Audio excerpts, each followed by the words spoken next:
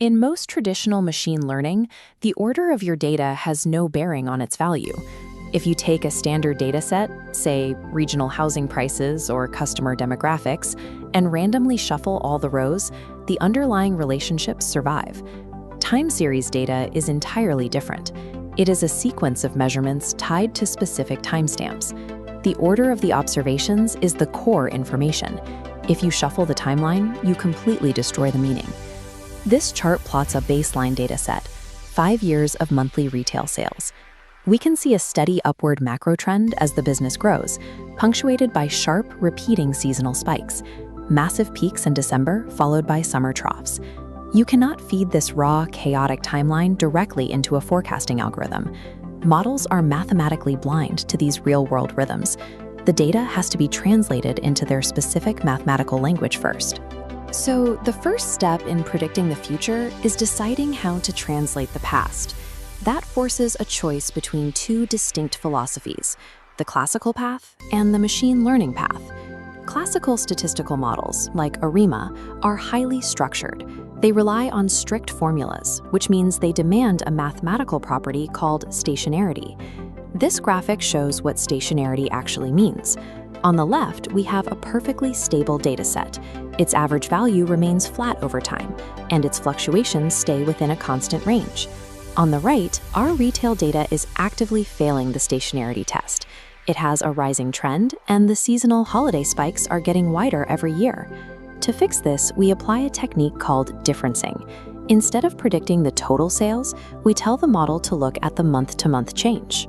By plotting the difference between intervals rather than the absolute totals, the long-term upward slope collapses into a flat horizontal baseline.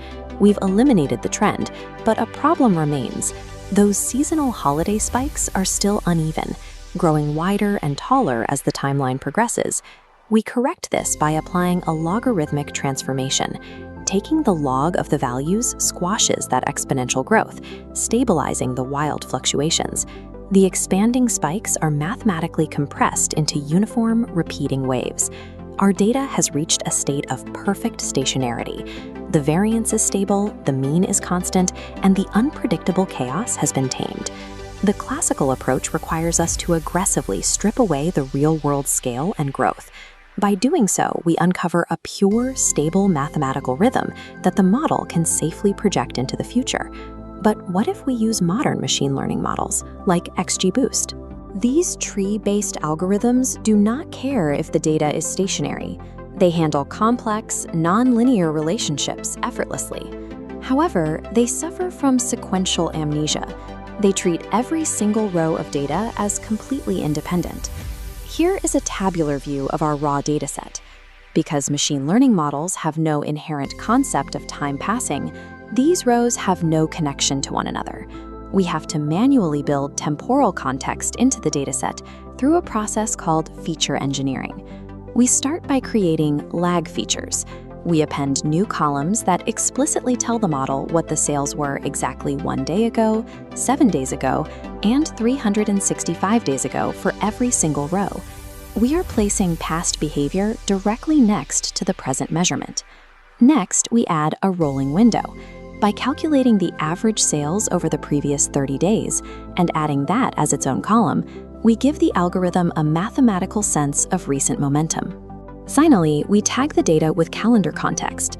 We add binary indicators, simple ones and zeros, to explicitly tell this blind model if a specific row falls on a weekend or during a massive holiday month like December. Compare this massive matrix to our original 2-column raw data. We haven't deleted the upward trend or suppressed the seasonal spikes. Instead, we have wrapped the present moment in deep layers of historical context. The machine learning approach demands that we engineer a structural memory directly into the data itself. We force the algorithm to see time without flattening the reality of the business's growth. Looking at both pipelines side by side, we see how the exact same starting dataset generated two distinct mathematical realities. On the left, a highly constrained stationary baseline. On the right, an engineered matrix of temporal memory. It's easy to assume better forecasting simply means picking the most advanced algorithm off the shelf. But whether you choose a classical statistical model or a modern gradient-boosted tree, The algorithm is entirely helpless without translation. You are always faced with a philosophical choice. Do you force your data to conform to a stable, flat baseline, or do you expand your data to give an amnesiac model a memory? The true skill in time series analysis doesn't happen during the prediction phase at all. The secret to accurately predicting the future lies entirely in how you shape the past.